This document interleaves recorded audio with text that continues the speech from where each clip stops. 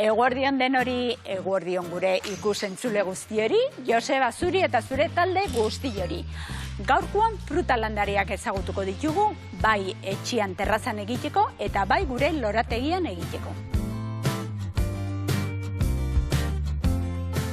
Urtarrila dela eta ze garai da orain, fruta landariak sartzekoa. Frutak badaude gaur den egunean denetikan. Udariak, sagarra bariedade pila bat, gereziak, aranak, pikuak.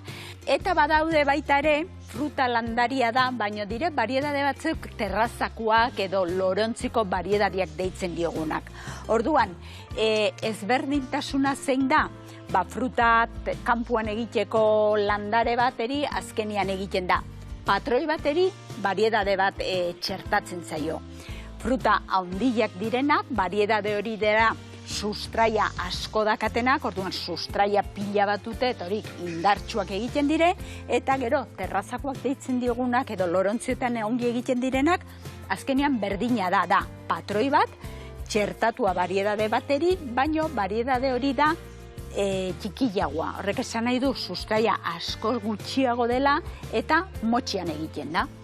Bariedade handia horiek, nizarrakit, sagarrondo batek, 100 sagar ematen baldin baditu, lorontzian dagona, zenango ditu, 40 sagar.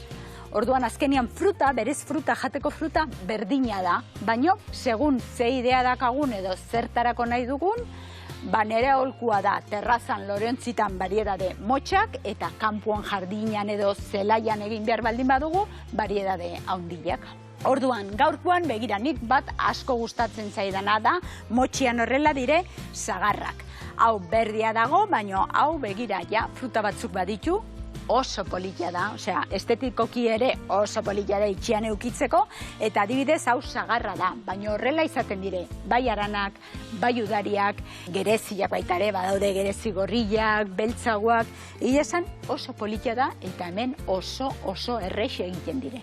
Orduan, ostua oraindikan etzaio erori, segun eta zegoaldi egiten duen, baina ostua dena eroriko da, eta orduan landariak dakean sabia edo odola hori gelditu egiten da, hotzakin, gelditu ez, egiten da jetxi, eta orduan indar guztia sustraietan daka.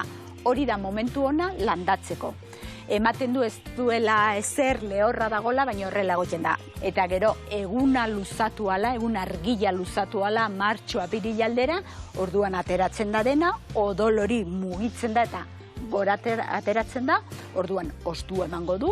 Momentu hortan garrantzitsua da ongarria beti bezala, ongarri ongi baldin badago ongarriz fruta gehiago aterako du, lehenengo loratu egingo da eta loratu ondoren fruta aterako du. Berdin mantentzen dire, bai handiak eta bai txikiak, berdin zaio ze egualdi egiten du.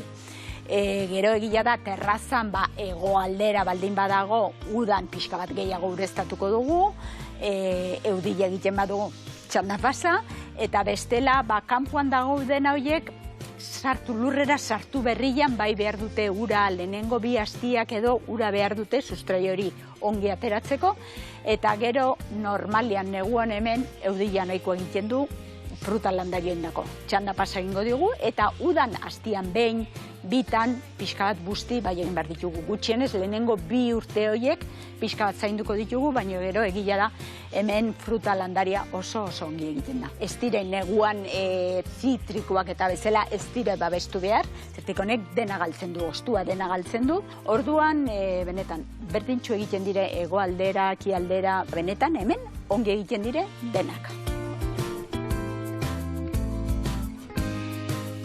Eta bukatzeko esango dizuet, gure fruta etxian jateko, gure fruta etxian egiteko ez ditugu beharrola lurrere mondilak ere. Benetan, loreontzitan bariedade hauek ongi egiten dire, erresa dire, eta gainera denan gainetikan politak dire. Zizke gaurkoan horrela bukatuko dugu.